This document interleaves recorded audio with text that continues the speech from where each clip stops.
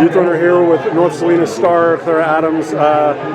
All conditions best, 24:19, and the fastest wind legal performance during the daytime in Arcadia Invitational history. Wow. Absolutely brilliant effort. Obviously, 24:32 wind aided at the state meet. Clara, we're only in mid-April. You're already at 24:19. Yes, that's like very motivating. That smile's not going to go away anytime soon. But just not only for, I mean, even if it was 24:19 wind aided, but especially it was only 0.9. It was only 0.9. Yeah. So just how empowering is that?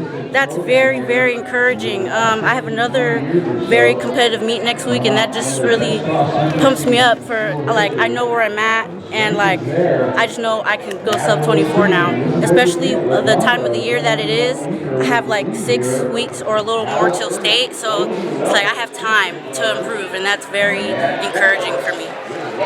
If you'll indulge me, while we want to celebrate your greatness here at Arcadia, I want to go back a week to West Coast Relays, and the wind is always going to be a factor in that stadium. You still run a 24:6, but what did it mean for you to be back on that track, kind of as that visualization, like you just spoke about, 6 weeks to state? Last week obviously would have been 7 weeks. Just to visualize, like, I'm going to be here on Memorial Day weekend, and I want to be on that podium, if not contending for a title. Yeah, well, this thing I love about West Coast Relays, it's like a pre-state meet, like you're running on the same track, it's ran the same way state.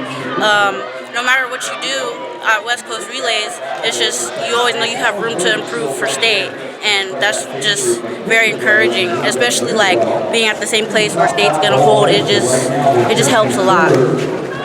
So obviously there's always going to be the growth from freshman to sophomore year, because I mean, not only are you obviously faster, but stronger, more technical. What have you been, last week and this week especially, what have you been most encouraged about?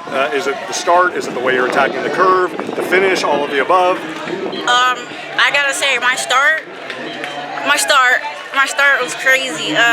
I know my start was way better than West Coast Relays. I watched that race like 1,000 times, a million times, and just the way I felt today, I was like, I thought I went sub 24, but I was so close. But I know I could do it next week. Most definitely.